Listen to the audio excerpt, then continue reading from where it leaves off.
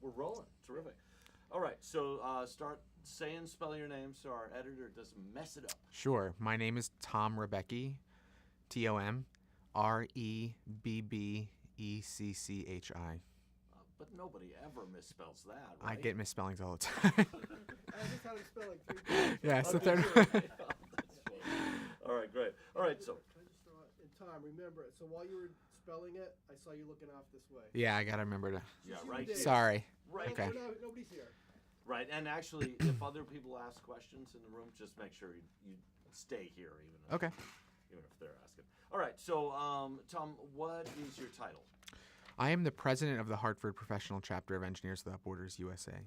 Excellent, and you work for Pratt as well. I do. I work for Pratt & Whitney. I'm in the Materials and Processes Engineering Division. Excellent. So what's your title at Pratt? I am an engineer. Engineer. Okay. Yes. Great. How we doing, Scott? You all right? What's going on, Scott? Almost ready. All right. Well, can you I could- stop banging so we can actually interview over here? You know. All right. Should I hold Scott? Nope, or? nope, I'm ready. Okay. Do you want me to redo that? No, I could it's probably fine. say That- cleaner That's if- really that's the informational stuff we need Okay. for lower thirds anyway. So no biggie. All right. So let's start. So Tom, just give us a little bit of your background. How long have you been with Pratt, or how long have you been with the UTC, and why UTC or why Pratt? I've been with Pratt & Whitney for almost 2 years now. I work in the Materials and Processes Engineering group. And I joined UTC because I was always very passionate about aerospace. And I also was very connected with Engineers Without Borders when I was a student at college at RPI. And I knew that Pratt & Whitney had a very strong connection with that national organization. Excellent, excellent. Now, and where are you from originally? I am from Cherry Hill, New Jersey, right outside of Philadelphia. Terrific. Okay, great. So tell us a little bit about, for those that don't know what Engineers Without Borders is, give us the 1, 2, 3. So Engineers Without Borders is a large nonprofit organization made up of volunteer engineers across the country. We work in developing countries to meet people's basic human needs. A lot of what we do is our water projects and infrastructure projects. And we have both student and professional members. Excellent. And so you say water projects and infrastructure projects. Why those specifically? A lot of the need in developing countries right now is focused around water. So there are billions of people on this planet right now that don't have access or reliable access to potable water. And that's a huge challenge that engineers have the social responsibility to meet in this generation. Excellent. That's excellent. All right. So how long have you been involved with EWB and why? I've been involved with Engineers Without Borders for almost 6 years now. I started as a freshman in college. I originally started because I wanted to apply my knowledge outside of the classroom to help others, but it really grew into me developing professionally, it has exposed me to a lot of different countries around the world and a lot of different people, and I've sort of fallen in love with the mission and the exposure that it's brought me. Excellent, excellent. So was that a selling point for you when you came on board to Pratt? Was it the fact that they were they already involved with, or did you start the idea? So it was definitely a selling point for me joining Pratt & Whitney. Pratt & Whitney is a major sponsor of my student chapter back at Rensselaer Polytechnic Institute, so I'd already been in contact with Pratt & Whitney engineers throughout the course of my undergraduate career. And then I decided to join Pratt & Whitney because I wanted to stay involved with Engineers Without Borders, and I was always passionate about aerospace. Excellent. So is it safe to say that it was EWB that sort of introduced you to Pratt? I think so. I think Engineers Without Borders sort of steered me towards Pratt & Whitney and really gave me a path forward. Excellent, excellent. Now, I don't want to label you, but there are certain generations that newer generations that seem to be very much, that really is a selling point, right? And the importance of helping the world. Can you talk about that a little bit? Yeah, so I think for my generation, which might be called the millennial generation, I think we want something more than just a 9-to-5 job. Even though I feel like I help people on a day-to-day basis, I really wanted a larger impact and a more direct impact. And I think Engineers Without Borders allows me to have that.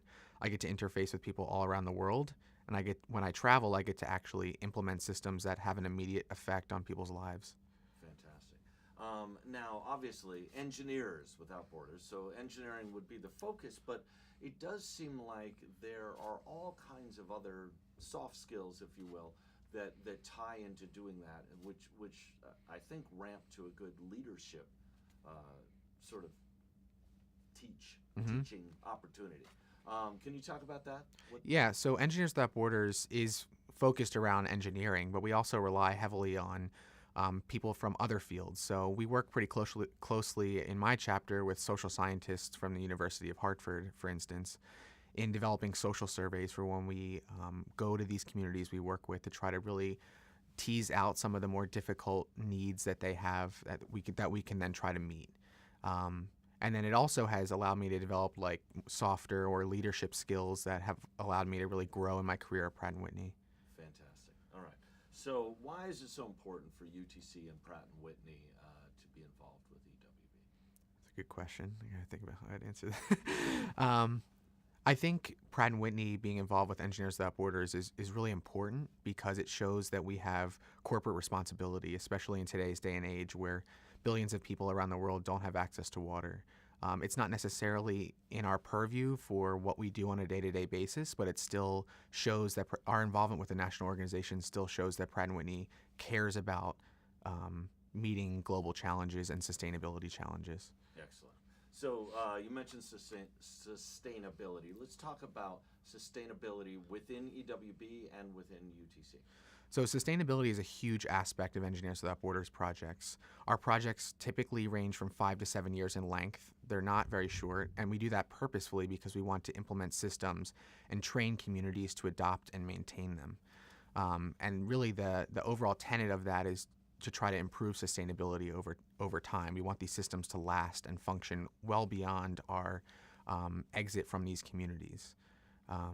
The second part of your question was about Pratt. So in terms of UTC being a sustainable company, does that tie in?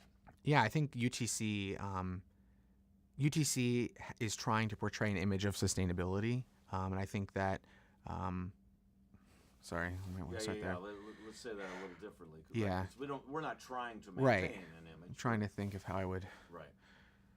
It is UTC a sustainable Right. corporation. Right. I think UTC definitely prioritizes sustainable aspects of our businesses. For instance, I listen pretty regularly to a podcast that our UTC's Chief Sustainability Officer releases every month, and I think that it's really been interesting to find the corporate perspective on sustainability. It's one of the huge importance. It's a huge important topic around engineering nowadays. Yeah, I wasn't very clean either. Yeah, Sorry. Fine. That's fine. We can use a piece of that. Later.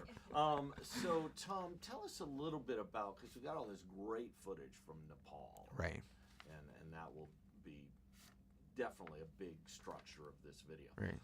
Tell us about that project, what you guys were doing, all that. Yeah, so we originally started our work in Nepal in 2011. We adopted a community that was located in the Andean Highlands region of Nepal. Sorry, that's not right. Himalayan Sorry, I'm getting confused. I'll start again. About the Nepal project. So we originally got started in Nepal in 2011. We partnered with a community up in the Himalayan Highlands region that had a lack of access to potable water. And essentially, we were involved for 6 years, and we implemented a large-scale solar-powered water system that pumped hundreds and thousands of liters of water up a mountain every day to distribute into a mountaintop community that had no access to water. And it really changed the lives of the people in the community for the better. A lot of the women and children who used to have to spend hours every day and night fetching water for their families were able to actually get better educations and have time to engage in like handcrafts that they could then sell and generate a more income for their family. Excellent. And so how long were you in Nepal for this project? So our chapter was involved in Nepal for 6 years. I personally went on the final trip to Nepal where we closed out our project. So I got to see it all come to fruition. We were there for about a week in country. It takes almost 3 days to get to this community from Connecticut. So it's a long journey. Wow. Okay. So let's see. What else do I have here? Now I'll look at the actual questions I'm supposed to ask you. Describe the types of projects.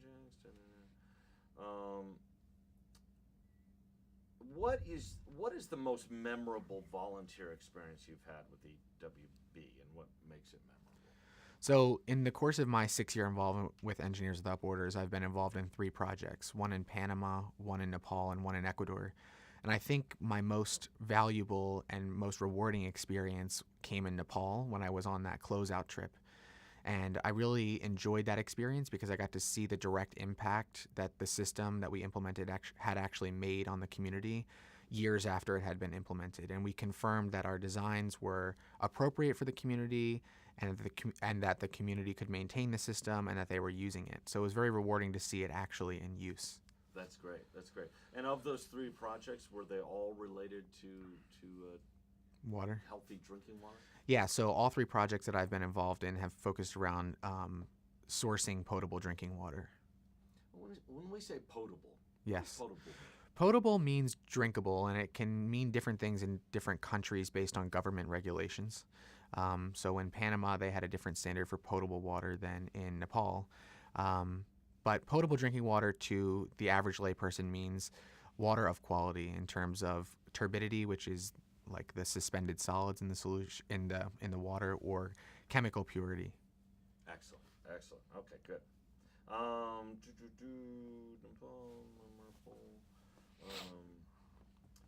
In what ways does United Technologies and Pratt & Whitney promote and support employee participation in EWB? Yeah, so Pratt & Whitney has been really instrumental in supporting me and my involvement with Engineers Without Borders. One of the major things that they help me with is allowing me to take time off of work to go on these trips. When I went to Nepal, I was only an employee of the company for a few months, and my boss was really, really understanding of the work that I was passionate about doing and was allowed me to take time off of work to participate in that experience. Furthermore, I'm really lucky because I work with Frank Prelli. I work directly under him. He's our executive champion for Engineers Without Borders at Pratt & Whitney. And he, really encourages my involvement. He helps me to promote fundraisers within the company that support my chapter, and he is always really willing to allow me to grow as a leader with the organization. That's fantastic. So clearly, EWB was a selling point for you for UTC. Was EWB a selling point of you for Frank Prelli? I would like to think so. Being on the Pratt & Whitney side of things now, we definitely try to focus on recruiting a few students every year from our focus schools that are engaged with Engineers Without Borders. And right now we're going through a ramp up in hiring to support a ramp up in production.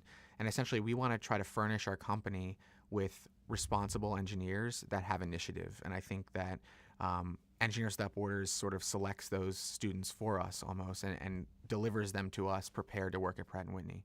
So that's great. So you can either go the traditional route of getting an engineering degree and hoping you make it, Right.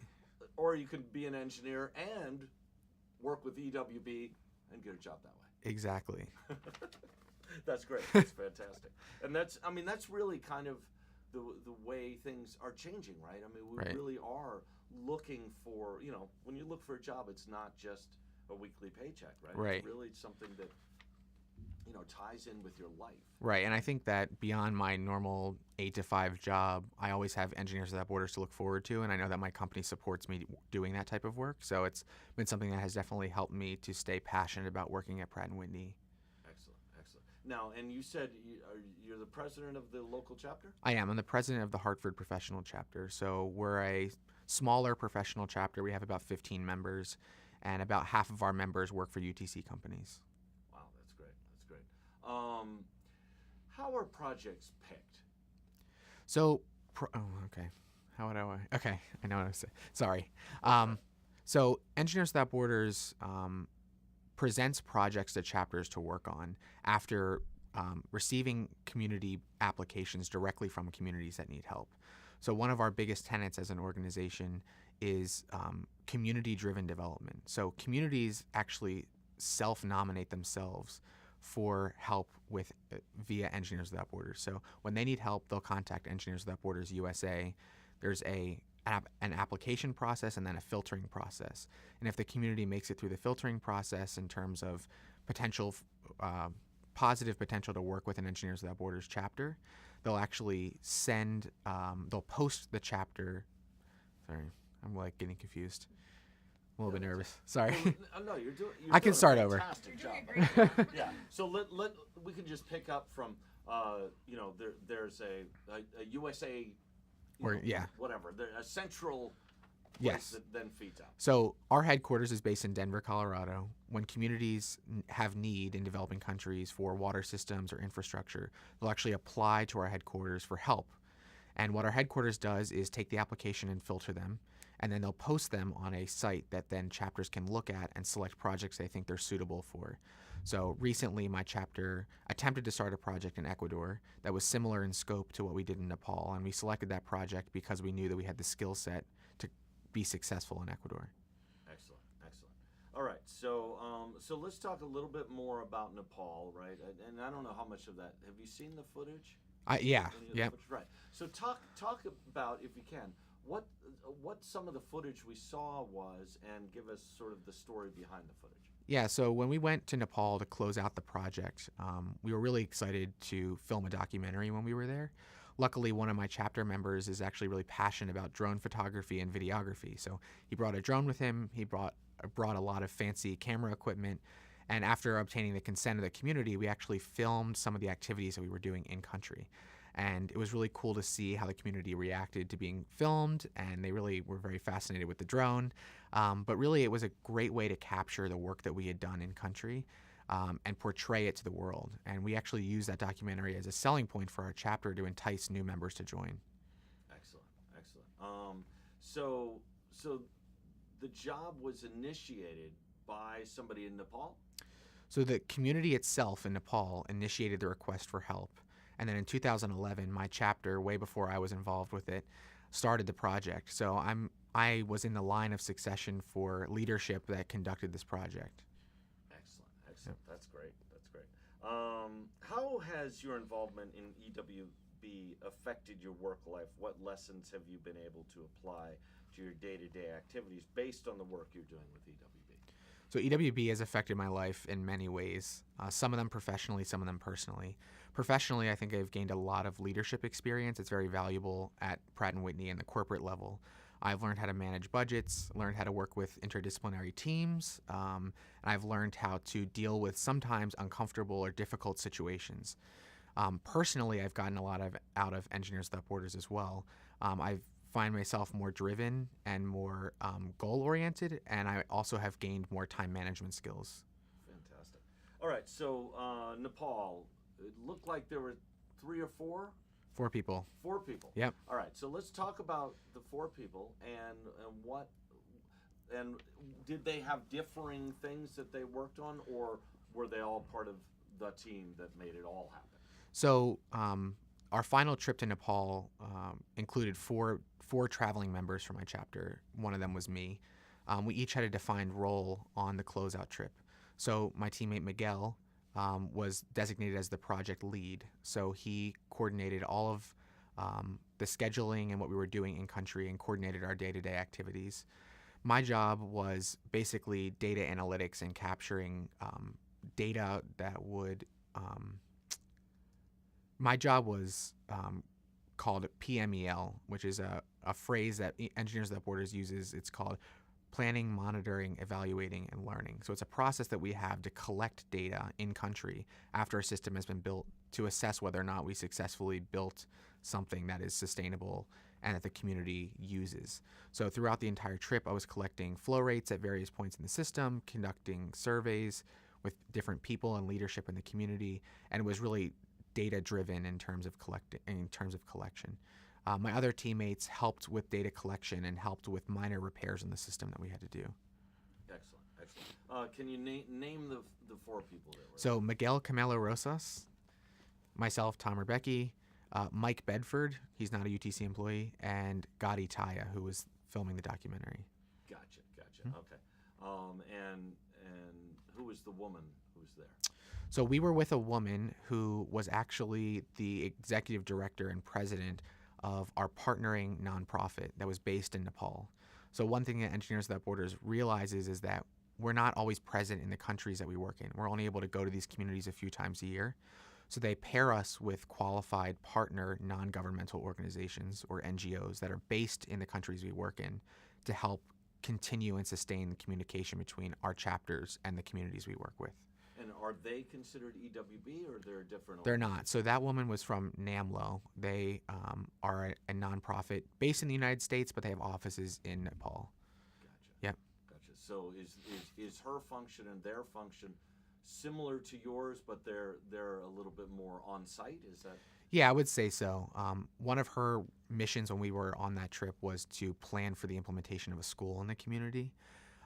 So water was sort of the baseline enabler for education at some level in the community. And once we implemented that system and there was more time for leisure and education, then there was a recognized need for updating the school in the community. Wow. So a school in the Hilltop community itself. Correct. Yeah. Wow, that's really cool. Excellent. How many people were in that Hilltop community? We had about 800 people in that community in Nepal. Wow. And so there, before this potable water scenario Right. came about, what was their daily life like? So before we implemented our potable water system, women and children would have to actually hike down from the mountaintop all the way down to the base, about 1,000 vertical feet, very steep and somewhat dangerous, to like a river or water source at the base of the mountain. And they would fill 10-liter containers at a time. They were called gagris, and bring them up to their community, and they would repeat the process. They would typically fetch water for several hours in the darkness at night. And then during the day, they farm because they are subsistence farmers. Excellent. And what did they farm? It's a good question. I don't actually know. A lot of like I believe it's called millet. It's something that's not commonly grown in the United States, but it's like a subsistence crop that they can eat. Is it like a vegetable? It's like a or- leafy vegetable. Yeah. Okay, great. All right. So let's see. What else do I got for you? Why is participation with the EWB important for recruitment at Pratt & Whitney? We kind of talked about that. Do Yeah. you have any other thing you want to say about that? Yeah, I think it's really important. Or how would I say this? I think Engineers Without Borders is a great source of qualified applicants for jobs at UTC companies.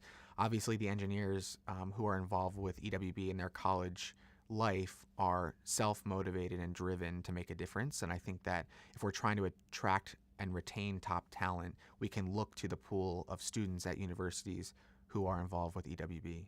And why is it so important for UTC to be involved in a program like EWB? I think UTC's involvement with EWB and same want to make sure I get this right, but Yeah, well, you can try it a couple of different ways. Yeah. as well. Can you repeat the question one more time? Yeah. So why is it so important for UTC to be involved with Engineers Without Borders? I think UTC, I think it's important for UTC to be involved with nonprofits like Engineers Without Borders because we are a large, powerful company in the world, and we have a corporate and global responsibility to do good in the world that we live in. And I think EWB is a great way to give back to the global community while also helping to develop our own talent. Fantastic. That's great. What has EWB taught you about teamwork and the importance of community? Yeah, so Engineers Without Borders has been one of the best learning experiences for me in terms of working on interdisciplinary engineering teams. When I was in college, I worked with biomedical engineers and mechanical engineers and materials engineers like myself on projects that didn't necessarily have to do with any of those subjects. And I also was able to work with social scientists and fundraising experts and publicity representatives that helped to really make our project a success. So Engineers Without Borders projects are very multifaceted. And I think that chapters that are successful really leverage the skills of multiple disciplines within their chapter. Fabulous. Okay, great. Why are engineers important at UTC and in the world? You've probably covered this, but I'll ask you. Why are engineers important at UTC and in the world? Okay. It'd be great if they're not. What's that? He said I they're won't not. say that. I won't say that. Who needs engineers? Okay, take a pause. I gotta change out the card here. Okay. Okay. Water break. Gives me time to think.